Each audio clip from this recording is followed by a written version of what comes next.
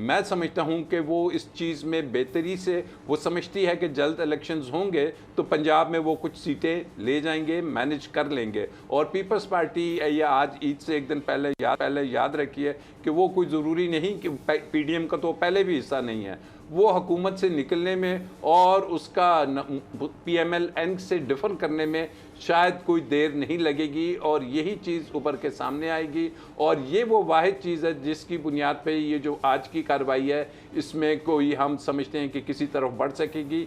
नून league कभी भी इस चीज़ को नहीं अफोर्ड करेगी कि इलेक्शन। ये जो फैसला है आज की समाअत का, उसमें ये बताया गया है कि असद कैसर साहब और गालिबन ख्वाजा साद रफ़ीक और अयाज सादिक साहब की एक मुलाकात पीटीआई यानी हो चुकी है इसी इशू पर कि इंतखाबात एक दिन करवाए जाएं।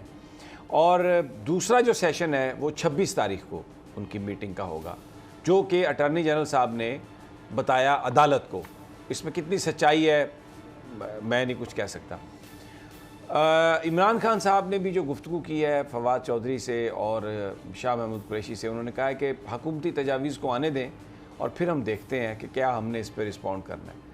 इमरान खान की हद तक तो ये बात वाज़ेह है कि उन्होंने जो असम्बलियाँ दोनों तोड़वाई थी उसकी वजह एक ही थी कि वो मुल्क में आम इंतखाबात चाहते थे। तो उनका जो बयानिया या उनकी जो कोशिश थी वो तो हमें कामयाब होती हुई नज़र आ रही है, इसलिए कि ये सुप्रीम कोर्ट में सारे आ गए और बात अब हो रही है इलेक्शन की। जुलाई में जो मौलाना फजलुर रहमान की जो इनकी जो सिराजुल हक साहब की जो गुफ्तगू थी कि ईद के बाद, ईद उल ज़ुहा के बाद अगर आप जुलाई में एक तारीख़ पर इंतखाब करा लें तो इससे सब के लिए विन विन सिचुएशन होगी।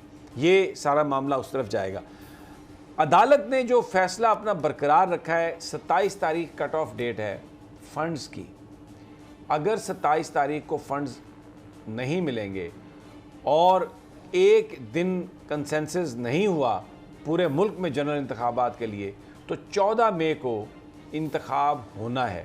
और फिर मेरा सवाल आपसे ये है राजा साहब कि जो वायलेशन हुई है कोर्ट की, जो उन्होंने पैसे नहीं दिए, असम्बली में चले गए और ये सारा टोपी ड्रामा हुआ, आप समझते हैं कि फिर इस सूरत में वो सारा प्रोसेस शुरू होगा कि अगर कंसेंसस नहीं हुआ तो? बिल्कुल समी साहब, एक चीज़ तो ज़हन में रखिए, ये जो ईद के फ़ौरन बाद की बात हो रही है ये पोलिंग डेट की बात हो रही है। ये नहीं हो रहा कि असम्बलियाँ टूटेंगी फिर 90 दिन होंगे तो फिर इलेक्शन। पोलिंग डेट की बात, पोलिंग डेट होगी soon after Eid ul Azha. That means के 27 को अगर ये आते हैं तो अगर ये मानते हैं तो देन असम्बलीज़ को विद इन 1 और 2 डेज़ डिज़ोल्व करना पड़ेगा, ताकि 54 डेज़ तो शेड्यूल के होते हैं, 60 दिन मिनिमम ये जो चलेंगे तो जाके आप पोलिंग डे तक पहुंच सकेंगे। तो ये चीज़ें तो क्रिस्टल क्लियर हो जाएंगी। ये जो आज मखदूम शाह महमूद कुरैशी साहब ने इतने एलिगेंटली और बड़े अच्छे अंदाज में अपना मौक़िफ़ दिया है कि ये तवालत ना पकड़े, तो ये तो बहुत अच्छे अंदाज में 27 तक क्लियर हो जाएगा।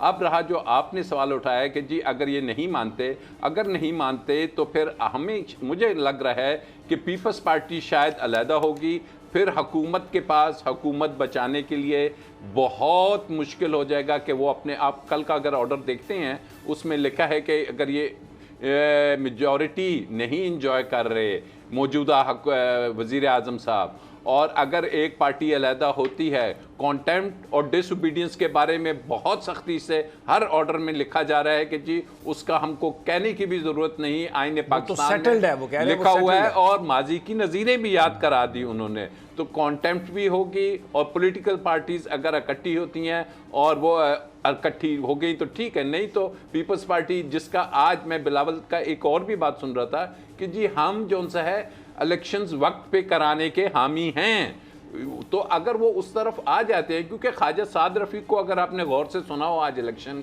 सुप्रीम कोर्ट में, तो उन्होंने एक बात बड़े क्लियरली कह दी कि जी हम अपनी आइनी मुद्दत से एक दिन भी आगे नहीं जाएंगे। इट मीन्स कि जो आइनी मुद्दत है वो अपनी पूरी करेंगे और अक्टूबर के इलेक्शन के अलावा वो बात नहीं करेंगे। अच्छा राजा साहब, एक बात ये आज बिलावल साहब ने भी और बाकी बहुत सारे लोग भी कह रहे थे कि जी 90 दिन में इंतखाब होने थे, लेकिन वो तो 90 दिन पूरे नहीं हुए, वो तो उससे पहले जो अदालतों के जो ऑर्डर भी अभी आए हैं उसमें भी वो 90 दिन के बाद हो रहे हैं इलेक्शन।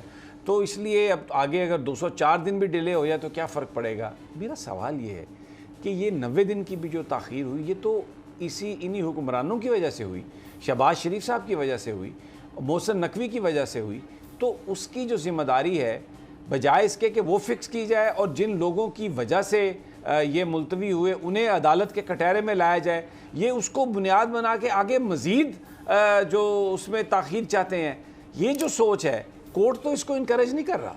बिल्कुल नहीं कर रहा। आप जो इनको नोटिस भेजा था फेडरल गवर्नमेंट को, इलेक्शन कमीशन ऑफ पाकिस्तान और स्टेट बैंक को, उसमें पैरा 5 में कोर्ट ने बड़े क्लियरली कहा था कि इन द फर्स्ट इंस्टेंस हमारी प्रायोरिटी है इलेक्शंस करवाना, बट उसके साथ ही लिख दिया कि डिसओबीडियंस ऑफ कॉन्स्टिट्यूशन, इसको हम बिल्कुल बर्दाश्त नहीं करेंगे। डिसओबीडियंस ऑफ सुप्रीम कोर्ट, ये भी हम बर्दाश्त नहीं करेंगे। और इसमें आप यकीन रखें कि ये उन्होंने जो बात की है 26 को, उसके साथ कल उन्होंने कहा था कि आप अपनी हुकूमत को, मिस्टर अटॉर्नी जनरल,